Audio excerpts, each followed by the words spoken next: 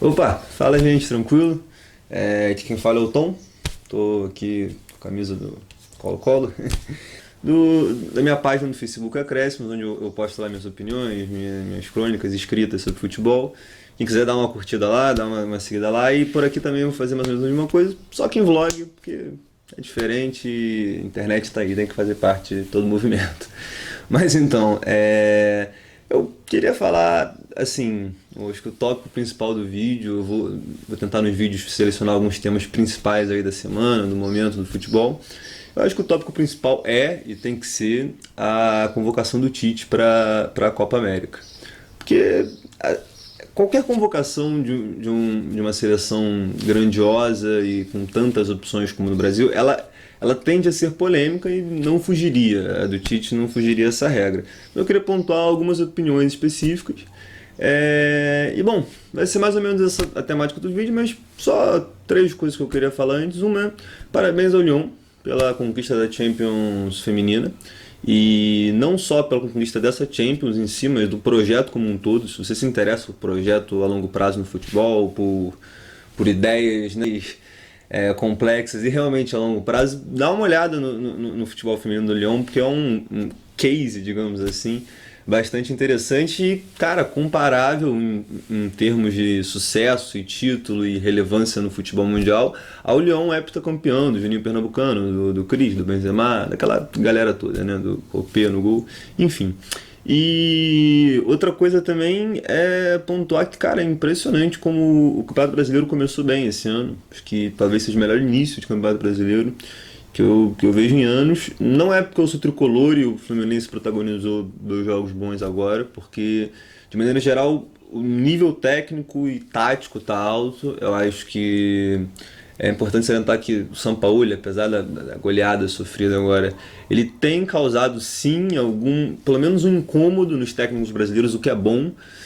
Falar de revolução, como muita gente fala, eu não sei se eu concordo, mas ele causa pelo menos um incômodo, então ele causa uma necessidade de, cara, tá vindo gente de fora. Então, assim, a competição e o nível de competência exigida vão ter que aumentar. E o Diniz, que tá, assim, fazendo um trabalho muito bom e interessante, no mínimo intrigante, na frente do Fluminense, com um futebol de posse, um futebol bastante ousado até pro nível orçamentário do clube, mas além de potências que, apesar dos seus altos e baixos, por exemplo, o Palmeiras, que finalmente conseguiu aliar a potência financeira que tem pela Crefisa. Finalmente não, já vinha conseguindo, mas agora se firmou como uma equipe que soube aliar a potência financeira e ao mesmo tempo não se perder no elenco inchado, no elenco numeroso, nas muitas opções, porque é muito fácil também para o Filipão, por exemplo, tendo 4 opções de ataque, acabar se perdendo naquelas 4 ali, né? Mas, bom, enfim, eu queria pontuar essas duas coisas aí, do Lyon e do Campeonato Brasileiro, que eu tô achando bem interessante. E vamos agora para o assunto principal do vídeo, que é a convocação do Tite para a Copa América. Então, como eu falei, a convocação de um país com tantas opções como o Brasil tende a ser polêmica, isso é normal, porque vai ter gente de fora, não tem jeito, é complicado. E o Tite, bom, eu acho que assim, o Tite tem duas maneiras de enxergar a Copa América, tá? Como parte do trabalho dele. A primeira é uma coisa resultadista. A primeira é ele perceber que não importa muito que jogador vai estar bem daqui a 3, 4 anos, até porque isso é uma questão de futuro, de aposta, de tudo pode acontecer, e escolher simplesmente o melhor time agora, em momento, em questão do agora, para ganhar, para no mínimo fazer uma ótima campanha, mas basicamente para ganhar a Copa América, até porque ele sabe que ele não tem a mesma segurança no cargo de antes, né? Se antes da Copa ele tinha aquela áurea de intocável, de inatingível, quase um guru psicológico meio transcendental do futebol, na Copa, e principalmente no pós-Copa, ele perdeu bastante essa imagem de intocável, então eu acho que ele pode ver a conquista da Copa América com bons olhos no sentido para se manter. A segunda forma dele analisar a Copa América, dele encarar a competição, é como um início de um projeto. Não um início, mas um reinício, né? do pós-Copa 2018, visando, obviamente, a Copa do Catar, que teoricamente é onde se encerra o ciclo dele na seleção, ou pelo menos é onde vai até o mínimo, teoricamente, novamente, não sabemos, mas enfim. E nesse caso ele faz sentido ele fazer convocações que visem a evolução de jogadores, teste, a projeção, você vê como os jogadores um se entrosa com o outro, se funciona ou não o entrosamento, porque isso é o tipo de coisa que faz a diferença e um técnico precisa, ainda mais de seleção, que você não tem tempos de treino tão longos quanto o clube, tão contínuos e rotineiros, porque num clube você está treinando todo dia com aquela galera. Na seleção você pega uma vez a cada 3 meses, uma vez a cada 2 meses para treinar uma semana. Às vezes é muito complicado para um técnico criar entrosamento, criar um padrão de jogo, não sei o quê. E a Copa América pode servir para isso. E às vezes ganhar ou não a Copa América pode ficar em segundo plano, em nome de uma evolução da equipe como um todo, da descoberta de novos nomes interessantes para se ter atento na convocação. E, pois bem, independente de qual das duas maneiras o Tite analisa a Copa América, se é uma coisa pro agora, para ganhar, e é isso, né? Ou então se é uma coisa pro futuro, tipo, vamos pensar em 2022, a Copa América é só um torneio michuruca da Conmebol, que também pode ser a opinião dele, não sei. Bom, independente de qual seja, não faz sentido a ausência do Fabinho. O que é bastante, assim... É estranho, porque, vamos lá, muita gente fala que o Fernandinho é horroroso, é um péssimo jogador, é terrível. Gente, não é. O cara não é um jogador horrível. Até porque senão não estaria há tanto tempo sendo peça fundamental de um Manchester City bicampeão inglês e recordista de pontos corridos e... Enfim, e ele é sim um excelente jogador, muito bom jogador. Eu vou deixar aqui, isso aqui, algumas estatísticas, por exemplo, comparando a Premier League desse ano, agora, que vai se encerrar essa semana, do Kanté e do Fernandinho. Não estou querendo dizer que um é melhor que o outro, mas é só para mostrar que assim, o Kanté, que é um recuperador de bolas muito valorizado, e com razão, porque ele é um monstro, diga-se de passagem, citando o Neto aí, ele, assim, o Fernandinho tem números defensivos durante a Premier League superiores. Mas o Kanté, agora com o Sarri, jogou um pouco fora da posição, depois jogou mais uma espécie de segundo volante, isso aqui. Ok, mas mesmo assim mostra que o Fernandinho não é um jogador ruim, como muita gente diz. Só que o Fernandinho já foi testado mais do que testado, ele já foi utilizado muitas vezes na seleção, em 2 Copas inclusive, e já mostrou que não consegue reproduzir o desempenho dele no City na seleção, né? O desempenho que ele tem no City ele não consegue reproduzir na seleção, e ele também tem um problema, digamos assim, com grandes jogos. Eu acho que ele é um jogador que não gosta muito dessa pressão de jogos de tudo ou nada. Não sei, pode ser uma teoria minha, mas o fato é que na seleção ele realmente não tem conseguido o destaque e a importância tática e defensiva que ele tem no City.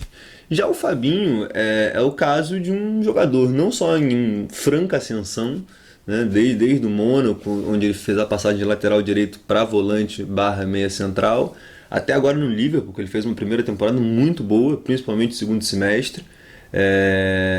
Só um parênteses, o Fernandinho foi eleito pelo Sindicato de Jogadores Ingleses como o melhor volante da Premier League, só para vocês entenderem que não é um jogador ruim, que nem muita gente diz, tá? Mas o Fabinho fez um segundo semestre assombroso, fez uma partida contra o Barcelona que foi espetacular. Eu acho que vive um momento atual melhor e não está queimado, digamos assim. Digamos assim não, porque o Fernandinho já está queimado na seleção. É um caso parecido com o Davi Luiz até. O Davi Luiz eu não acho um zagueiro ruim. Se você pegar os jogos e os números dele, não é necessariamente um zagueiro ruim, só que ele está queimado na seleção. E a pressão psicológica que envolve isso, a dificuldade do cara de superar isso no sentido psicológico mesmo da coisa, moral da coisa, às vezes impede o cara de jogar bem. Então por isso também eu entendo ninguém querer convocar o Davi Luiz, mesmo achando ele um zagueiro bom, melhor até do que alguns que chegaram a ser convocados. Mas então acho que é o mesmo processo que deveria estar passando o Fernandinho, até porque ele já tem 33, 34 anos, ele com certeza não vai ter idade assim para estar no auge da forma física no Catar, coisa que o Fabinho vai, né? Um volante tem ali em média seu auge entre os 27 e os 30, 31, e vai ser mais ou menos a faixa de idade que o Fabinho vai ter no Catar. Por isso que eu acho que nos dois casos, né, tanto de você imaginar para uma coisa resultadista, de preciso ganhar agora essa Copa América, ou uma coisa de vamos montar uma seleção, vamos montar um esqueleto, um time base para o Catar. Esses dois, ou pelo menos para as eliminatórias, para então continuar o projeto, etc. Nesses dois casos eu acho que o Fabinho faria mais sentido. Lembrando que toda essa discussão que está se criando, você tem que lembrar que o Casemiro teoricamente é o titular. Teoricamente não, o Casemiro é o titular. Apesar de não ter feito um ano espetacular no Real Madrid, porque quase ninguém fez, ele teoricamente é o titular e acho que é justo pelas atuações dele que ele se siga assim. Assim, além do Fabinho e do Fernandinho, que eu acho que é o assunto mais importante, são outros dois nomes específicos que eu queria falar um pouco, que são o Fagner e o Lucas Moura, né? O Fagner foi polêmico por estar na lista e o Lucas Moura por não estar. A minha opinião primeiro o Fagner. Cara, eu defendo o Tite nessa. O Fagner é um puta jogador, é um craque. Não é assim. A gente sabe que não é um excelente jogador, mas ele faz o básico muito bem. Ele defende muito bem, um lateral defensivo muito bom e, assim, isso pode ser útil. Isso se mostrou um problema grave durante a Copa 2018, né? Todo mundo falando, caramba, tanto que foi gritante a diferença do Felipe Luiz e do Marcelo na Copa 2018, justamente por esse desequilíbrio defensivo que tinha. E ele é um cara de confiança do Tite.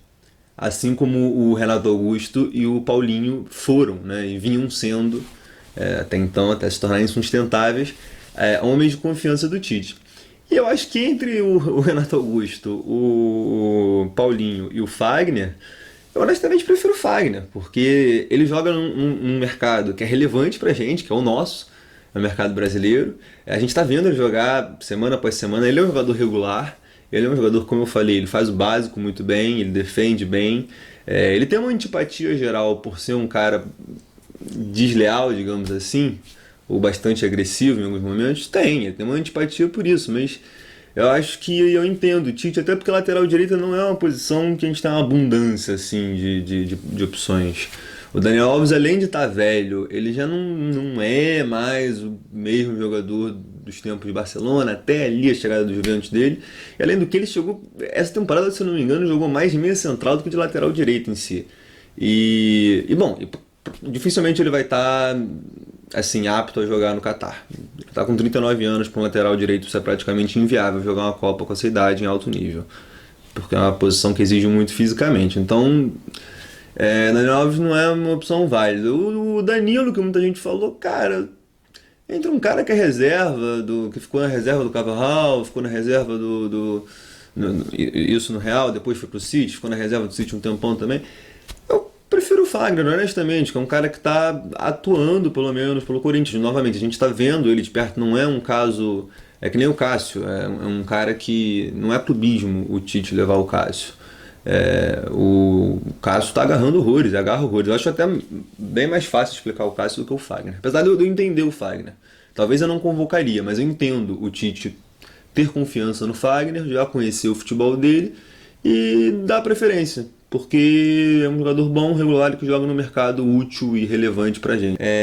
E o outro nome é o Lucas Moura, né? O Lucas Moura, cara, então, é um caso interessante, porque ele é um nome que ele veio com mais ênfase, claramente, pela atuação estupenda que ele teve contra o Ajax. E faz sentido, cara. Você marca um hat-trick na semifinal de Champions no jogo de volta, você vai entrar em voga mesmo. As pessoas vão pedir seu nome mesmo e tá certo. Eu acho que tem algumas coisas assim a se falar sobre o Lucas Moura. Primeiro que eu acho que ele estava, entre aspas, fora do radar há um tempo, porque ele não tinha sequência no PSG, né? Eu acho que esse foi um dos motivos da saída dele também. Mas assim, a última temporada, se eu não me engano, que ele conseguiu ter uma sequência, jogou bem, inclusive, tem bons números, principalmente assistências, foram 19 assistências no francês, foi um número bastante alto. Foi a temporada, eu posso estar errado, vou botar aqui as estatísticas também, me corrigindo qualquer coisa, mas foi a temporada anterior à chegada do Neymar. Então, assim, faz tempo que ele não tem muita sequência, faz uns 2, 3 anos que ele, com a chegada do Neymar, complicou e ele chegou a ser preterido pelo Emery, na época que era o técnico do PSG, tanto pelo Draxler quanto pelo Di Maria, com frequência. E o Lucas não estava tendo esse espaço. E no Tottenham, eu acho que ele, obviamente, é um elenco menos inchado de estrelas, né? Apesar do time titular ser muito bom do Tottenham, não à toa tá na final da Champions, mas é um elenco menos inchado, então ele acaba tendo mais oportunidade. E ele pegou uma fase de bruxa aí no final desse semestre do Tottenham que uma galera se machucou, tanto que ele chegou a jogar de falso 9 não por um talento dele ou por uma capacidade dele de fazer gols, apesar do que ele mostrou na semifinal da Champions, mas sim por uma necessidade do Pochettino, porque não tinha ninguém para fazer o central. Se eu não me engano, tanto o Kane quanto o Son, que seriam os dois que poderiam fazer, né? O Kane de atacante fixo, brocador, né? Entre aspas, e o Son de falso 9, os dois estavam machucados, o Lucas fez e foi brilhante, mas enfim. E eu acho que isso pode ser positivo para o Lucas, essa mudança de posição, porque eu acho que pelas pontas a competição pelas vagas é muito maior. Tanto no sentido, né, daquela primeira abordagem do que eu falei do Tite para ganhar agora, para ser uma coisa resultadista, não sei o quê, porque tem muitos pontas no Brasil que estão em excelente fase, ou então estão em excelentes clubes e logo tem relevância e tem importância e são sempre, né, você tem, o Coutinho não está em boa fase, mas é o Coutinho e está no Barcelona, então querendo ou não ele vai estar na lista. O Douglas Costa tem um histórico de lesões, mas querendo ou não ele está na Juventus, então ele tem, sabe, ele tem uma relevância, vai estar na lista.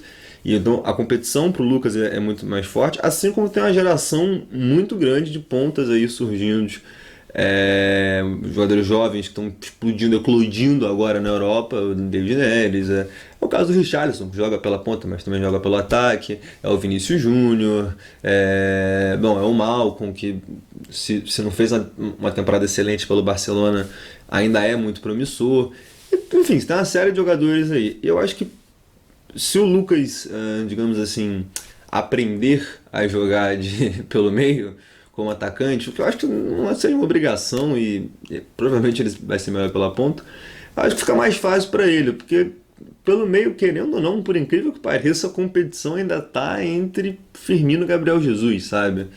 Com um ou dois aqui do Brasil correndo muito por fora, ou o Richarlison também, como eu falei, que pode jogar pelo meio, mas é uma competição mais tranquila, eu acho, do que pela ponta.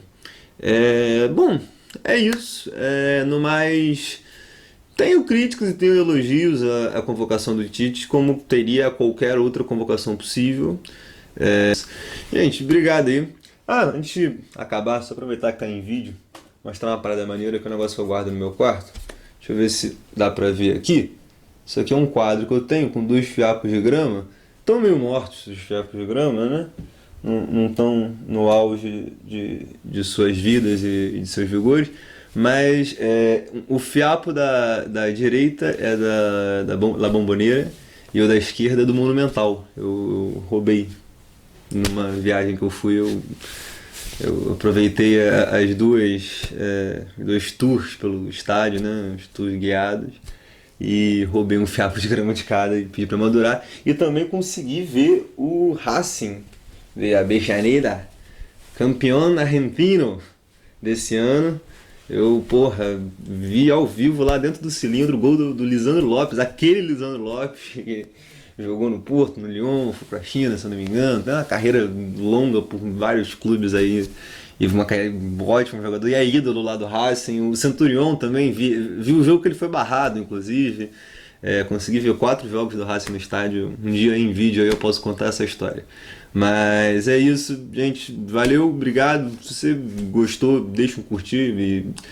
Eu não sei como é que fala aqui no YouTube, mas acho que segue a página, né? Se inscreve no canal, que é o VAR do Acréscimos. E se você não conhece também a página do Facebook, pesquisa lá Acréscimos, que eu posto com um pouco mais de frequência, digamos que 3, 4 vezes por semana, um texto, uma opinião, uma divagação minha sobre futebol. E é isso também. Qualquer coisa deixa nos comentários aí uma opinião, se discordar, se quiser xingar, não tem problema. E abraço!